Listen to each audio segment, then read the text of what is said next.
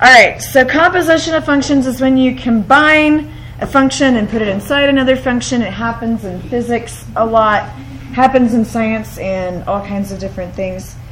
We're just going to do this out of the math book. So we have two functions at the top. G of x is x squared and h of x is 3x minus 2. This is not copied very well. I'm sorry, it's a little bit faint. The first thing that they have us doing is they want us to do g on h of 3. So the easiest way to do this is to start with the inside function. We're going to find h of 3. So I'll take my h function and I'm going to put 3 in for x. So 3 times 3 is 9 minus 2. That's going to be 7. And then the 7 is going to go here, and I'm going to do g, the function g, with 7. So then I'll take, and the g function is x squared, so that would be 7 squared, and we would end up with a final answer of 49. So it's like you're putting the number into a function and you take that answer and put it into another function. All right, so this is to show you that we're not going to get the same answer if they flip the h and the g. So if you have g of 2 on the inside, we do that first. So I'll take the g function. So g of 2, I would put 2 in and square it, so it's 2 squared, which gives me 4. And then the 4 is going to go back over here, and I'm going to do h of 4, which would be 3 times 4 minus 2, which is 12 minus 2, which gives me 10. So this g on h of 3, oh, I guess they just switched it to 2. Never mind, I thought it was the same number. But you do often get different answers depending on which function comes first. You want to do the most inside function first. All right, so we have another one of those, and then we're going to do some things without putting numbers into the functions. But I like to do this first because I think it's easier.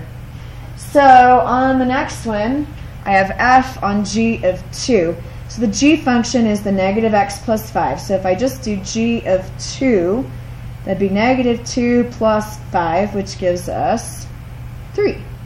And then I have to take that back over here and do f of 3 now. We replace the g of 2 with 3, and so that means I'm going to put 3 into the f function. So 3 times 3 minus 2. So that'd be 9 minus 2, which is 7. And then g on f of 2, I would do f of 2 first, this part first. So you put 2 into the f function, 3 times 2 minus 2, so that'd be 6 minus 2, which is 4. And then you're going to take that back over here and do g of 4, which would be negative 4 plus 5, which is 1. So pay attention to the names of the functions. That's why we don't just use f of x. We can have other letters for different names, and we can keep them straight. So if they have a function inside a function with a number, put the number on the inside function first, take the answer, put it in the outside function. Pretty straightforward. Now, we're also going to see some things where we're going to put a function inside another function, but we're not evaluating it at a number. So let's take a look at one of those. So here's g of x, it's x squared, and here's h of x is 3x, two functions. They want us to do h on g of x. So we're leaving x's in here, and this always bothers me. In physics, usually you're replacing a variable with something that has other variables in it. In math, they use x for everything, and it can get kind of confusing. So I use what I call the box method. Whatever this inside function is, we're going to box it and put it inside the other function where the x is. Anything that's not x stays the same. So the 3 is still going to be there, but instead of x, we're replacing it with x squared. So it's not super complicated on that one, but there's some little twists and turns and details. So we're going to do one of these in each box.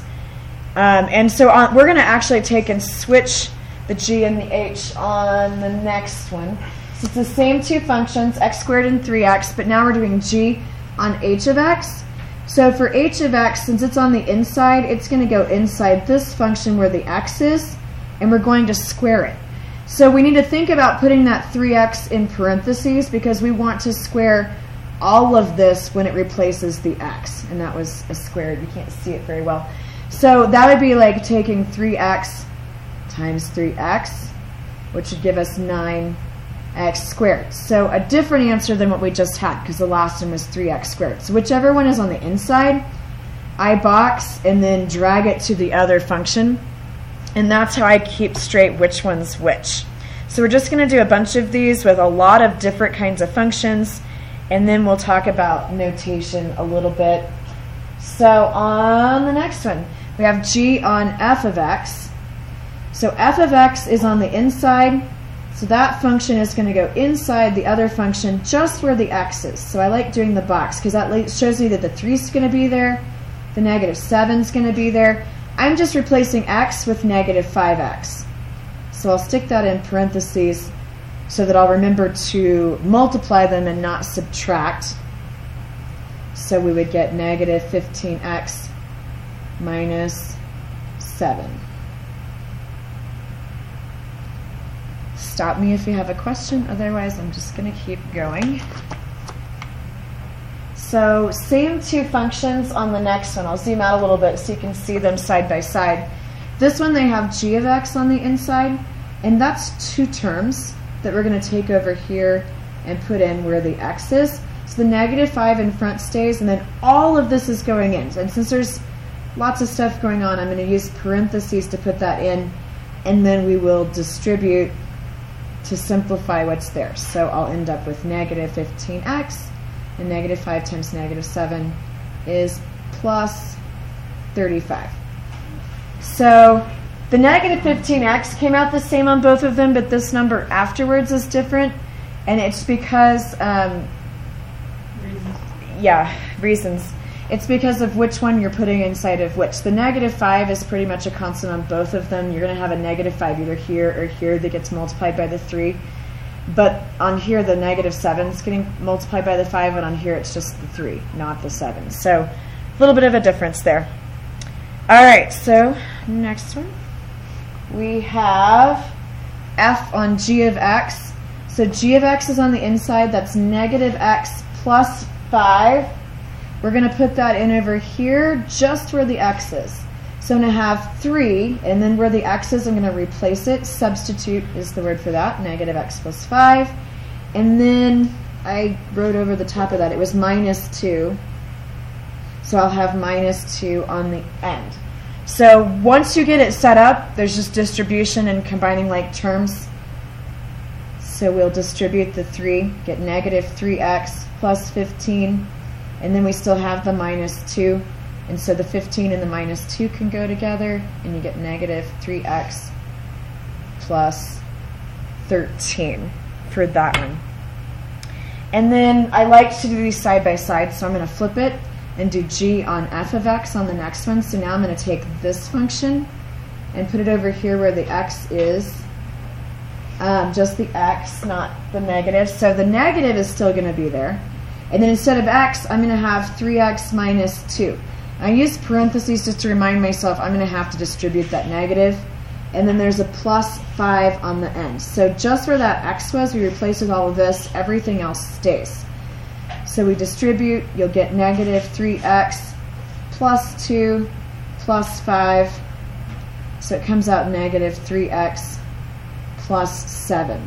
So again, the negative 3x was the same on each. But if you do this and you substitute it incorrectly, you're going to end up with the wrong number on the end. Okay, so we're getting close, about halfway done. So on the next one, we're going to do g on h of x.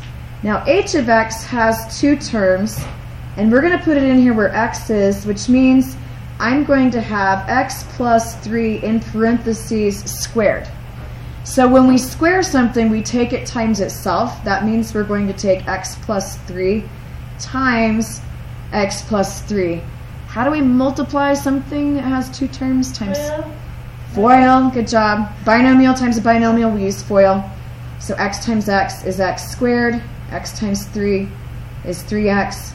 3 times x is 3x. 3 times 3 is 9, and then we can combine like terms down here to get x squared plus 6x plus 9. So that was a little more complicated than some of the others. And now we'll get to see what happens if we switch it. It's on the next page, so I can't do them side by side. But it's the same, but we're going to change it because it's a typo. On my PowerPoint that I had, it was changed. So cross this off and write H on G of X. On my actual PowerPoint, I fixed it, but on the handout, I forgot. So I'm going to put G of X, which is X squared, in over here for X. So what's that going to be? X squared plus 3. That's a lot easier than the other one. So depending on which way you have to do those substitutions, it's either going to be easy or hard. Now, this is the point at which I add a twist to you. People, for some reason, I think this came with textbooks and printing and trying to save ink, they don't want to write H on G of X with all the parentheses. And so they came up with a different notation for it. So I'm going to show you this because this is what you're most likely to see in your college classes and on SATs and stuff like that. It could be either, but I want to show it to you. So this little circle stands for on. So this is F on G. So this means F on G of X, assuming that X is your variable, which is what we've been doing. So the one that's F is here, and then the one that comes second is the one in the parentheses. And then G on F would be G on F of X. So it means the same thing as what we were just doing, but it's not as obvious which one's substituting into which. This notation is kind of nice because you can sort of see I'm sticking F of X inside of G. That makes sense. This is a little bit different. Somebody just decided, hey, we're going to make this take less time. Would you write the X like outside of those parentheses? Nope, it goes right there. Because G of X is your function that's going inside F. Because like these next couple of problems. So that's something different. Nothing. Okay. So if they have a number out here, I'm going to rewrite it using this notation. So instead of X, we're going to have 2. But if I rewrite it, this would be F parentheses G parentheses 2 like this. This is like the ones we did at the very beginning of the lesson. So the 2 is what I'm going to put into the G function first. So I will do G of 2 first, which would be 3 times 2, which is 6. And then the 6 would go back up into here, and I'd have to then put it into the F function, which means I'm going to have 9 times 6 squared. And you do the power first, so that'd be 9 times 36, which is 324. So this looks different. It's just a different way to write the same thing. I guess you could write this with an X on the outside. I get what you were asking now. It took my brain a second. So they could put the X out here, or they could just say it this way. I just looked down at my examples and realized that's what I have down here, but they could literally just say F on G and just have this without the X's, and it means the same thing. Because for some reason mathematicians across the world can't get together and decide to all use the same notation. And textbooks from one book to the next, it's different. So I'm just covering my bases. All right, so the next one's G on F of 2. So this means I'm going to have G on F of 2. So I'm going to put 2 into the F function first. F of 2 would be 9 times 2 squared. So 2 squared is 4, so this would just be 9 times 4, which is 36. And then that's going to go back in where the F of 2 was. We'll do G of 32, which means I'm going to take 36. I said 32. So I'll have 3 times 36, which is 108. So we used 2 both times, but we got very different answers. 324, 108, a little bit of difference depending on which function you put the 2 in first. So if I was looking at this and I didn't want to write a whole bunch, I would put 2 into the function that's closest to it first, and then take that answer and put it into the other function. So that's 2 examples with numbers, and then we have a couple that don't. So instead of saying this, they could literally just have the F circle G a class a couple of years ago called this Fog and Goff, just because they wanted to give it a nickname and it looks like Fog and Goff. So sometimes they'll just have fog, the F with the little circle and the G, or they could have the X after. It just depends. So on this one, what it means is we are going to do F on G of X, and G of X is going to be the inside function.